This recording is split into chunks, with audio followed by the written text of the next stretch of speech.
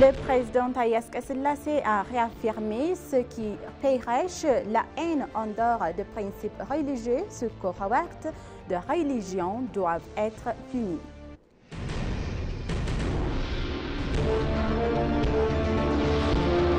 Il a expliqué que le Nil va non seulement changer la géopolitique de l'Éthiopie, mais aussi constituer une ressource précieuse pour les rêves éthiopiens.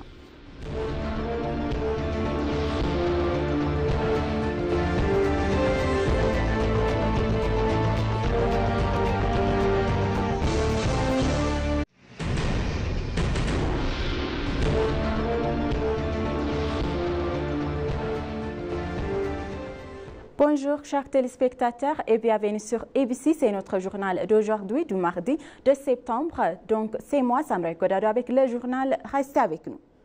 Le président Taye Asselassie a affirmé que ceux qui prêchent la haine en dehors des principes religieux sous couverte de la religion doivent être punis. Le Conseil des anciens religieuses éthiopiennes a tenu sa 17e Assemblée générale ordinaire en présence du président Taye Asselassie. À l'occasion, le président a souligné que ceux qui prêchent la haine en dehors de principes religieux doivent être punis. Le président Taye Asselassie a déclaré que les anciens religieux éthiopiens étaient un symbole de bonté et réfugié pour les pauvres. Cependant, certaines personnes ont été vues en train d'utiliser la couverture de la religion pour s'aimer la division et la haine au lieu de l'amour. Il a également déclaré que ceux qui prêchent la haine sur les réseaux sociaux sous couverte de religion doivent être réprimés. Il a ajouté que la 17e Assemblée générale devrait également prêter attention à cet acte. Il a également appelé les anciens religieux à jouer leur rôle dans le dialogue national et à jeter les bases d'une paix durable en Éthiopie. Le forum a réuni des chefs religieux, des leaders religieux et d'autres fonctionnaires.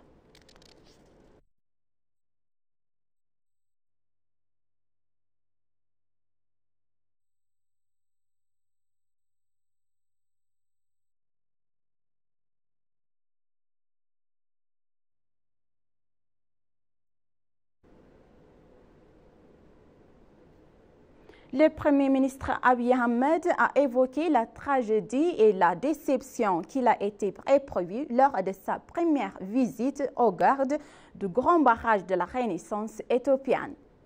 Lors d'une séance intitulée « La fin de l'histoire de Kusmona », le Premier ministre Abiy Ahmed a interrogé sur sa première visite au barrage, a rappelé sa déception et sa colère face à la situation indique qu'il avait été constatée à son arrivée sur le site. Il a toutefois ajouté que le changement actuel est témoignage et de la résilience et de la détermination du peuple éthiopien. Le Premier ministre Abiy Ahmed s'est dit particulièrement heureux que le barrage ait surmonté de nombreuses difficultés et soit prêt à relever ces défis, ajoutant que nous avons tiré la leçon. Si nous travaillons en harmonie et unité, nous pouvons obtenir des résultats remarquables.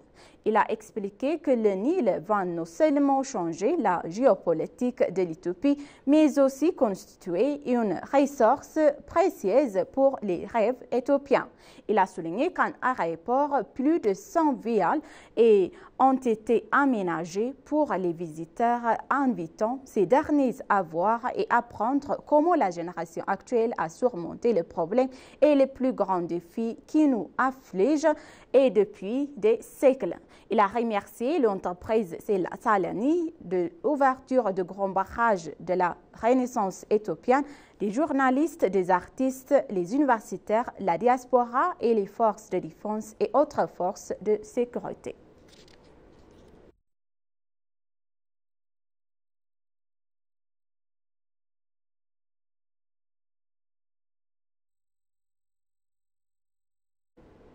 Le vice-président de la Parti de la Prospérité et chef du centre de construction de la construction de la démocratique en range de vice-premier ministre, Adem Farah a inauguré la section du parti de la sous-ville de Danka et révélant de l'administration municipale de Hawassa et a commencé ses travaux. Lors de la cérémonie d'investisseur, Adem Farah a déclaré que la partie de la prospérité avait réussi à apporter la prospérité au peuple et au pays depuis sa création.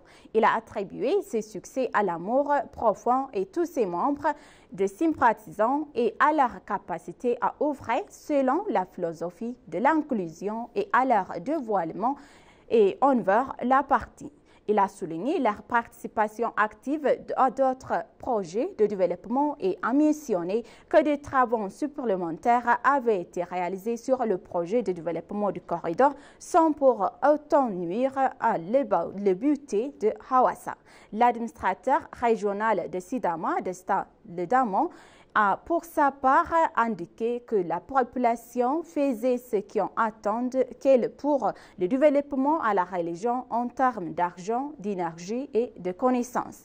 La cérémonie d'inauguration a été suivie par le chef des relations publiques et internationales du Parti de la prospérité, Bekila Ureza, le chef du secteur de la construction de la culture démocratique du Parti de la prospérité, Melessa Alemoun, et d'autres responsables et dirigeants du parti.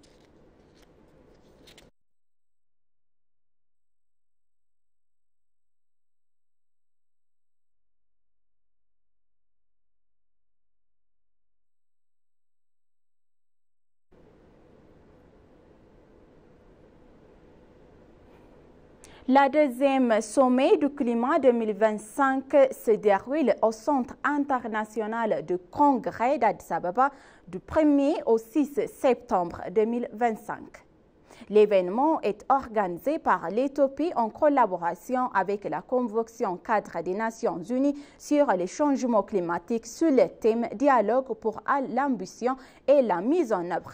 La semaine du climat préfigure la deuxième sommet africain sur le climat qui sera consacré à accélérer la solution climatique mondiale, financer le développement religieux et vert de l'Afrique. Cet événement a réuni des représentants du parti et les larges évangélies du parti prenante de la région et d'ailleurs s'inscrivant dans l'esprit mondial et inclusif de la semaine du climat. Concentration et de autres niveaux, discussions parallèles et partage d'expériences, expositions et opportunités de prestages et entre autres activités essentielles sont prévues jusqu'au 6 septembre 2025. Il convient de rappeler que la première semaine du climat 2025 s'est tenue à Panama en mai 2025.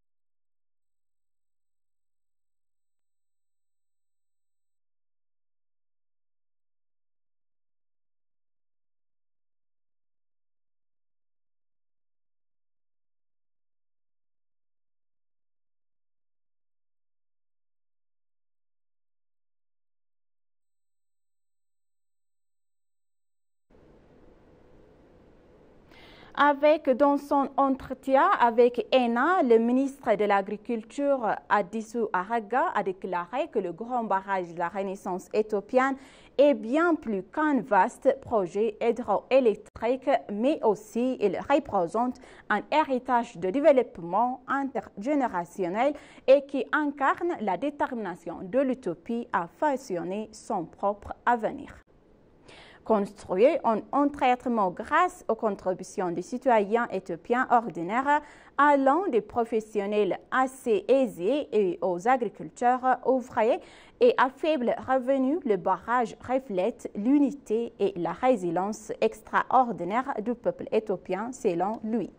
Il a dit que le grand barrage de la Renaissance éthiopienne, à quelques jours seulement de son inauguration officielle, témoigne de la capacité de l'Éthiopie à surmonter les défis grâce à l'unité.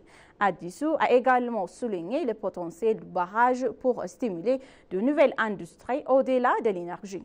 Les vastes réservoirs favorisent déjà l'essor de la pêche et avec l'émergence de coopératives et de jeunes qui approvisionnent les marchés voisins et en poissons frais. Avec un soutien approprié, ce secteur pourrait devenir une source solide d'emplois et de valeur ajoutée grâce aux industries de transformation du poisson, créant ainsi des moyens substantiels et renforçant davantage l'économie de l'Éthiopie, a-t-il ajouté.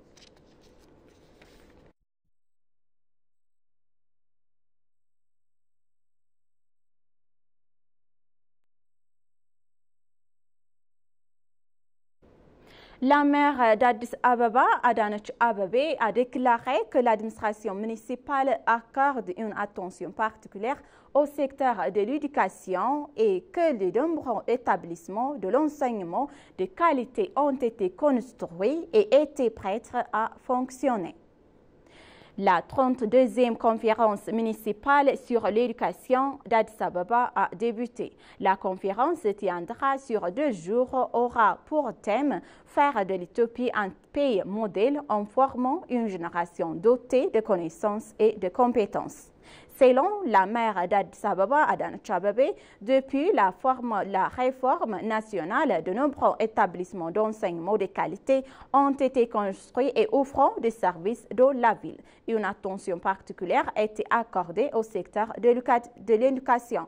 Elle a indiqué également que le mouvement Éducation pour la génération mis en œuvre dans la ville a amélioré la qualité des écoles grâce à la coordination avec la communauté. La maire a annoncé que 150 projets éducatifs ont été construits et utilisés pour l'éducation au cours de l'exercice budgétaire 2017 en éthiopien calendrier. L'administration municipale s'est concentrée sur les fonctionnaires et les fournitures de nourriture et de uniformes de matériel pédagogique aux élèves.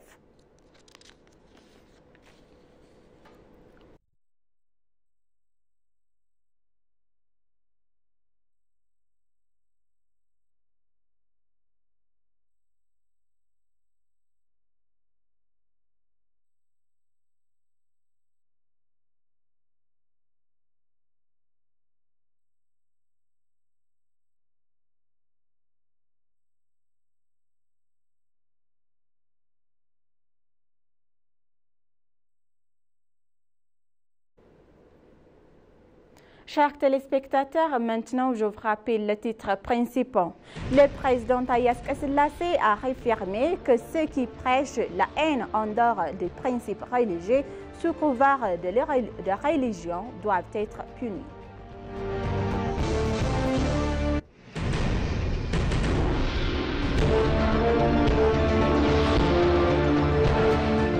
Il a expliqué que le Nil va non seulement changer la géopolitique de l'Éthiopie, mais aussi construire une ressource précieuse pour les rêves éthiopiens.